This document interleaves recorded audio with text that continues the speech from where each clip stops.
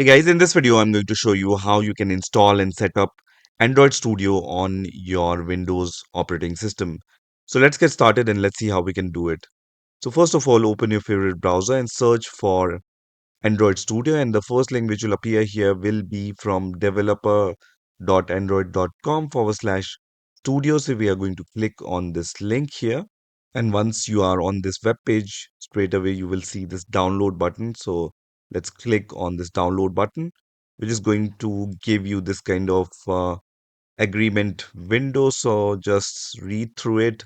And once you agree with this license terms and conditions, click on this checkbox and then click on the download button, which is going to start the download of Android Studio on your Windows operating system. So it's around 1.3 gigabyte file, so it will take few seconds to download. And once this exe file is downloaded, let's click on this exe file and let me minimize the browser. So at this point, I'm going to click on next button, and then these are the components which will be installed. So Android Studio and Android Virtual Device. So we will require both. So I'm going to leave both of them as checked and then click on next. So this is the location where Android Studio will be installed. So if you don't have the good reason to change this location, just leave it as default and then click on next.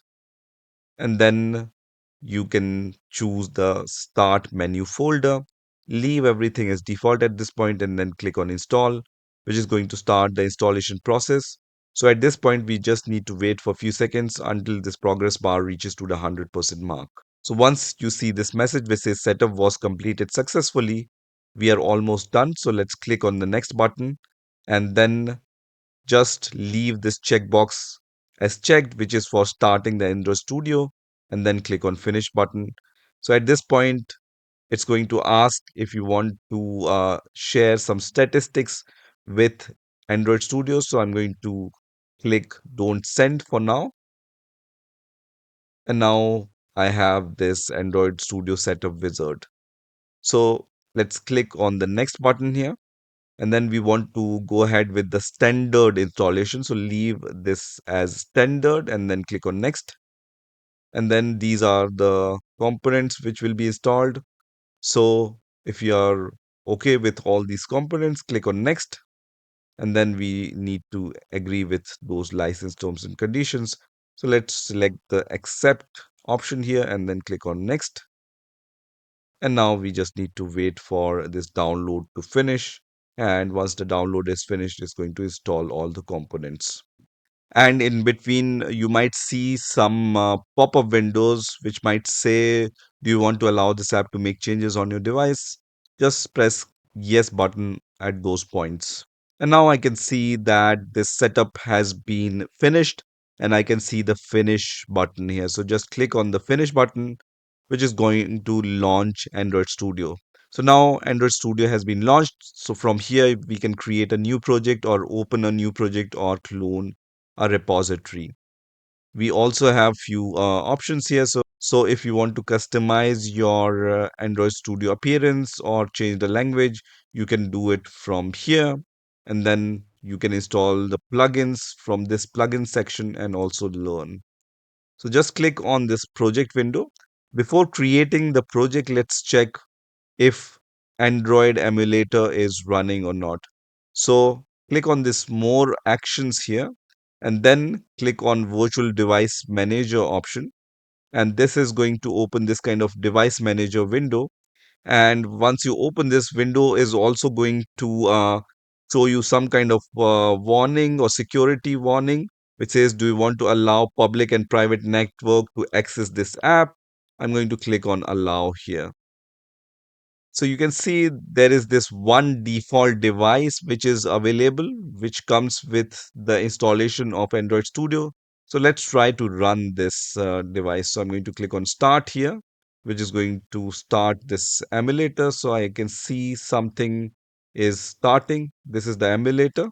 So I can see this default emulator is successfully starting. And now this emulator has been started. So you can see all the options. And when you run your Android project, it's going to show you the output in this Android emulator. So we can keep it running. If you want, you can also stop it. If you want to add more virtual devices, you can click on this plus icon here.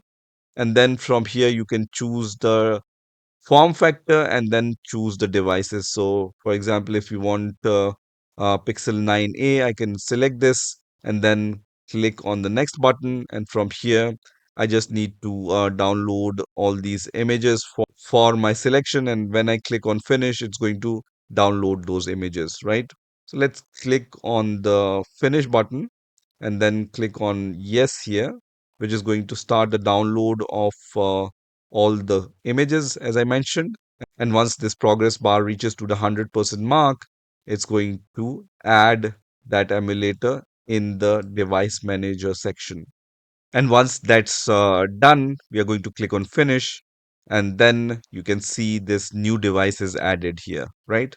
So let's stop this other device which is running. So let me click on the stop button. And once I click on the stop button, it's going to stop this device.